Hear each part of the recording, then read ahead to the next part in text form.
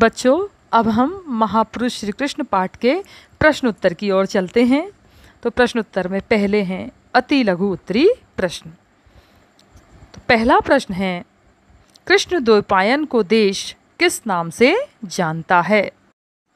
इसका उत्तर है, कृष्ण द्वैपायन को देश महर्षि वेद व्यास के नाम से जानता है। अब प्रश्न दूसरा आता है, भारतीय साहित्य का एक बड़ा भाग किस चरित्र से अनुप्राणित है? हमने अपना पाठ समझा है, गद्यांशों के अर्थ भी समझे हैं, उस हिसाब से हम इसका उत्तर दे सकते हैं। तो इसका उत्तर है, भारतीय साहित्य का एक बड़ा भाग श्री कृष्ण के चरित्र से अनुप्राणित है। फिर आते हैं हम तीसरे प्रश्न पर, गीता शास्त्र के महान उपदेशक कौन हैं? इसका उत्तर है, गीता शास्त्र के महान उपदेशक श्री कृष्ण हैं। अगले प्रश्न की ओर हम चलते हैं। अगला प्रश्न है, कृष्ण, बलदेव, कुंती और पांडवों के घनिष्ठ संबंधों का सूत्रपात किस स्थान पर हुआ? इसका उत्तर है, कृष्ण, बलदेव, कुंती और पांडवों के घनिष्ठ संबंधों का सूत्रपात कुरुक्षेत्र नामक स्थान पर हुआ। अगला प्रश्न है, कृष्ण ने शिशुपाल का वध कर माहिष्मति की गद्दी पर किसे बैठाया?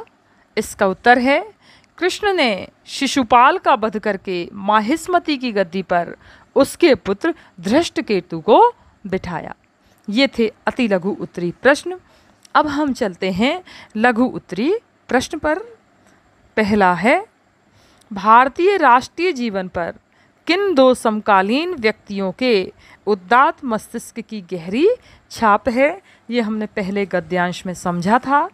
इसका उत्तर बिल्कुल स्पष्ट है। इसका उत्तर है, आज से लगभग 5000 वर्ष पूर्व एक ही समय में भारतीय राष्ट्रीय जीवन स्तर पर ऐसे दो व्यक्तियों का जन्म हुआ जिनके उदात्त मस्तिष्क की गहरी छाप पड़ी है। उन दोनों का नाम कृष्ण था। लेखक ने दोनों में भेद करने के लिए एक को द्वैपायन कृष्ण अर्थात महर्षि वेदव्यास कहा है और दूसरे को केवल हम कृष्ण के नाम से पुकारते हैं। ये पहला प्रश्न था। अब दूसरे प्रश्न पर चलते हैं। दूसरा प्रश्न है, महर्षि वेदव्यास क्यों प्रसिद्ध हैं? इसका उत्तर है, महर्षि वेदव्यास ने महाभारत नामक ग्रंथ की रचना की है, इसलिए वो प्रसिद्ध हैं। इसके साथ ही उन्होंने कृष्ण की बाल लीलाओं के मनोरम आख्यान, उनके गीता शास्त्र के महान उपदेश तथा महाभारत के युद्ध में उनके विविध आर्योचित कथाओं के महान लेखक के रूप में वे प्रसिद्ध हैं। इसके बाद अगले प्रश्न पर हम चलते हैं। श्री कृष्ण ने एक दूसरे ही प्रकार के जगत में कब प्रवेश किया? इसका उत्तर है, श्री कृष्ण ने बाल चरित्रों की सुखदायी भूमिका तैयार करने के पश्चात एक दूसरे ही जगत में प्रवेश किया। उनका वृंदावन को छोड़कर मथुरा आगमन उस जगत का देहली द्वार है जिसका सर्वप्रथम परिवर्तन शूरसेन जनपद की राजनीति में प्रविष्ट होना है। इसके बाद अगले प्रश्न पर हम चलते हैं, जो है मस्तिष्क साधना हेतु श्री कृष्ण कहाँ गए?